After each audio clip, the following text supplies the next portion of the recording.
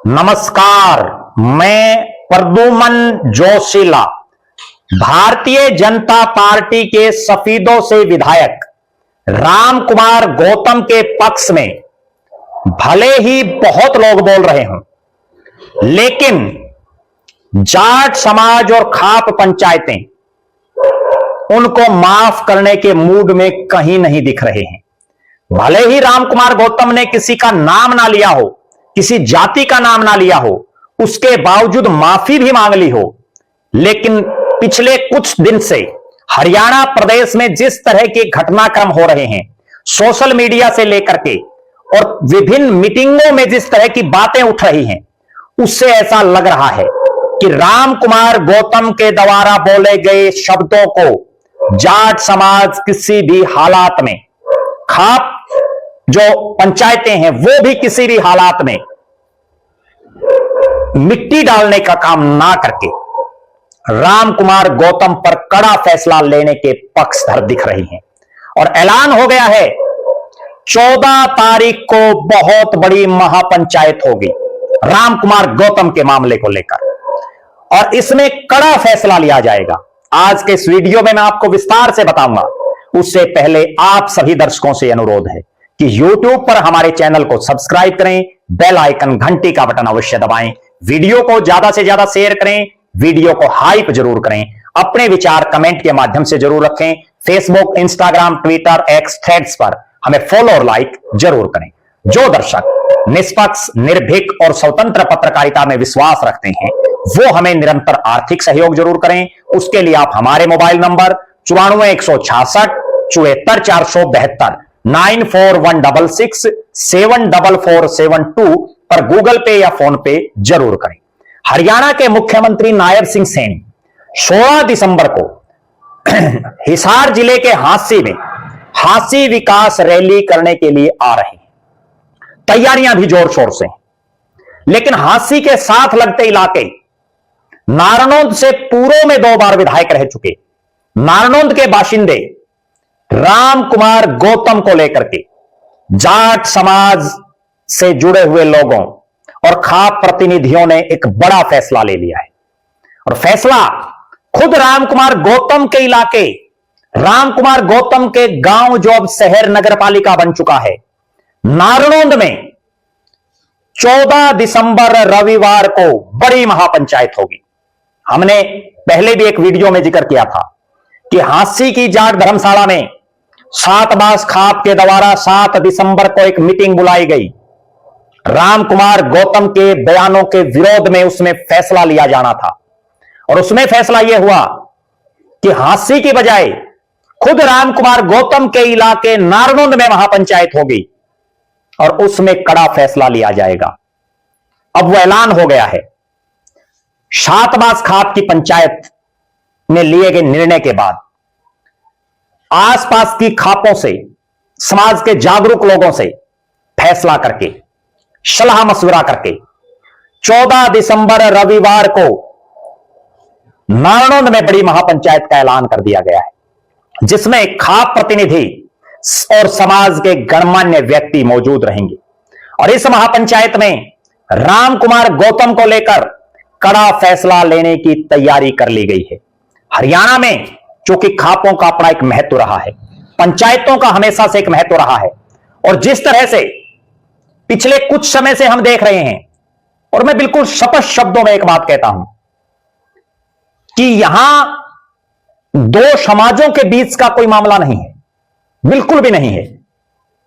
ब्राह्मण समाज बड़ा सम्मानित समाज हमेशा से रहा है, आज भी है, आगे भी रहेगा। जाट समाज की भी अपनी एक प्रतिष्ठा हमेशा से रही है, आज भी है और आगे भी रहेगी। यहां बात केवल और केवल राम कुमार गौतम विधायक शफीदों के बयान को लेकर है। कोई आम शख्स कह दे तो भी लोग उसको बहुत ज्यादा जो है ऐसे वे से नहीं लेते कि उस पर पंचायत बुलाई जाए, लेकिन यहां राम कुमार गौतम कोई सामान्य शख्स नहीं है। एक शख्स जो फिलहाल हरियाणा के 90 लोगों में उनकी गिनती है, हरियाणा के विधायक हैं, और पहली बार के विधायक नहीं, तीसरी बार के विधायक हैं। उम्र में सबसे सीनियर विधायकों में उनकी गिनती होती है। जो बड़े वरिष्ठ विधायक हैं उनमें उनको माना जाता है। पढ़े लिखे हैं, लेकिन जिस तरह से उन्होंने सार्वजनिक तौर पर भाषा शैली का यूज किया, जिसमें उन्होंने कहा कि सालों से राज चला गया। कौन है साले? उन्होंने कहा कि नायब सैनी लागदार है। किसका लागदार है? कहीं वो कह रहे हैं बटेऊ चूरमा खा गया, कहीं सुसरा बोल रहे हैं, कभी कह रहे हैं उल्लू हरियाणा सबका है। और उसके बाद जब जाट समाज की तरफ से लोगों ने प्रतिक्रिया देनी शुरू की, विरोध करना शुरू किया, हालांकि रामकुमार गौतम ने किसी समाज का या किसी व्यक्ति का नाम नहीं लिया, लेकिन एक चुना हुआ प्रतिनिधि कहे कि सालों से राज चला गया, नायब सैनी थारा लागदार है, कैसी भाषा शैली है। उन्होंने अपने शब्दों पर खेद प्रकट भी किया और उसके बाद उन्होंने इस मामले को घुमाने का, डाइवर्ट करने का प्रयास भी किया। उन्होंने कहा कि वो तो उन नेताओं के बारे में कह रहे हैं। उसके बाद एक मीटिंग और भी होती है जिसमें एक शख्स श्राप देने की बात कहता, श्राप दे देता है कि कभी राज नहीं आएगा, श्राप दे दिया। मामले को बुझाने की बजाय, मामले को शांत करने की बजाय और मामले को यही प्रताक्षेप करने की बजाय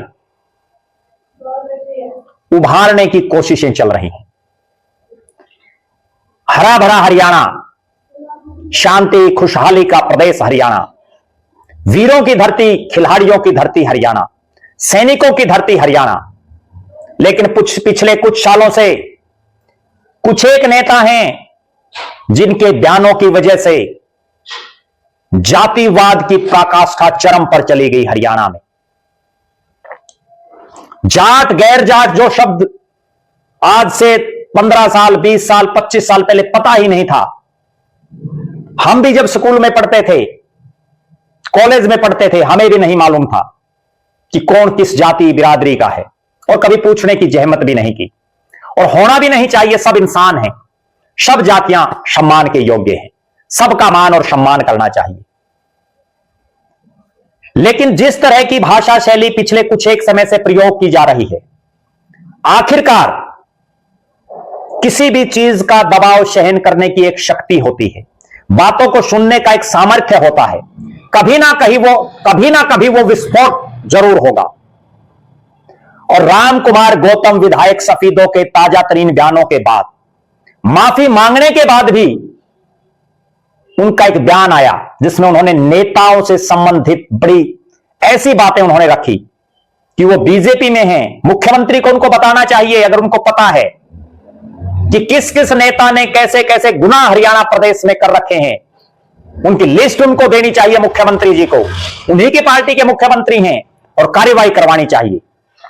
लेकिन बिना नाम लिए, किसी भी नेता का नाम लिए बिना, और जिस तरह की टीका टिप्पणी वो कर रहे हैं, वो सार्वजनिक जीवन में किसी भी नेता को शोभा नहीं देता। अब जाट समाज ने, हरियाणा के खाप पंचायतों से संबंधित प्रतिनिधियों ने, जाट समाज की विभिन्न संस्थाओं से जुड़े हुए लोगों ने, अनेक सामाजिक व्यक्तित्वों ने 14 दिसंबर को हिसार के नारनौंद में एक बड़ी महापंचायत बुला ली है, मुख्यमंत्री की हांसी जनसभा से ऐन पहले। इस महापंचायत में क्या फैसला होगा, यह सबसे बड़ी बात है। और इस तरह की भी चर्चाएं हैं कि महापंचायत के लिए रामकुमार गौतम साहब को भी न्योता दिया जाएगा कि आप भी अपनी बात रख सकते हैं, आप अपना स्पष्टीकरण दे सकते हैं। सबसे बड़ी बात, अगर उनको न्योता दिया जाता है, जैसी चर्चाएं चल रही हैं, तो क्या वो आएंगे महापंचायत में, और आएंगे तो क्या अपनी बात रखेंगे? इस पर पूरे हरियाणा ही नहीं, देश भर की नजरें हैं। मुख्यमंत्री की रैली से एंड पहले रामकुमार गौतम को लेकर के एक महापंचायत उन्हीं के इलाके में, निश्चित रूप से रामकुमार गौतम साहब के लिए आने वाला जो समय है, ये सिरदर्द उनको जरूर रहेगा कि आखिर एक चुने हुए प्रतिनिधि की बातों पर और एक समाज का जिस ढंग से रिएक्शन आ रहा है, उस पर उनको भी विचार करने की जरूरत है। और अभी विधानसभा का सत्र आने वाला है। अगर 14 तारीख को इस मामले का पटाक्षेप नहीं होता, 14 तारीख के बाद या 14 तारीख को यह मामला शांत नहीं होता, तो ना केवल मुख्यमंत्री की रैली पर निगाहें रहेंगी, बल्कि विधानसभा के सेशन में भी विपक्षी विधायक इस मुद्दे को बड़ी गर्मागर्मी से उठा सकते हैं। आप दर्शकों की क्या राय है? राम कुमार गौतम को लेकर के जो महापंचायत होगी उसमें क्या फैसला होना चाहिए? आप अपनी बेबाक राय जरूर रखें। राम कुमार गौतम के माफी मांग लेने के बाद, खेद प्रकट करने के बाद इस मामले का पटाक्षेप कर देना चाहिए, मामले को बंद कर देना चाहिए, या खाप पंचायत में उनको बुला करके उनकी बात पूछनी चाहिए? आप अपनी बेबाक राय जरूर रखें। आप यह भी जरूर बताएं कि जिस तरह से ये नेता, कुछ एक नेता जो इस तरह की बयानबाजी करते हैं, इन पर अंकुश लगाने की जरूरत है या नहीं, और जरूरत है तो इन पर क्या कार्रवाई होनी चाहिए? अपनी बेबाक राय जरूर रखें। हमारी नजरें 14 तारीख की इस महापंचायत पर रहेंगी। नारनौंद की इस महापंचायत में खाप पंचायतें, खाप प्रतिनिधि और जाट समाज से जुड़े हुए लोग क्या फैसला लेते हैं, उस पर निगाहें रहेंगी। हम अगले वीडियो में आपसे जरूर चर्चा करेंगे। आप लगातार हमारे साथ बने रहें। हमारे फेसबुक पेज को लाइक और फॉलो करें, यूट्यूब पर चैनल को सब्सक्राइब करें, बेल आइकन घंटी का बटन अवश्य दबाएं, वीडियो को ज्यादा से ज्यादा शेयर करें, वीडियो को हाइप जरूर करें, अपने विचार कमेंट के माध्यम से जरूर रखें। जो दर्शक आर्थिक रूप से सक्षम हैं वो हमें निरंतर आर्थिक सहयोग जरूर करें। और एक बात विशेष, राम कुमार गौतम एक चुने हुए जनप्रतिनिधि हैं, उनको बड़प्पन दिखा करके सब चीजों पर अपना स्पष्टीकरण देते हुए इस मामले को यहीं पटाक्षेप करवाने की पहल करनी चाहिए। बहुत बहुत धन्यवाद। आपका अपना प्रद्युमन जोशीला।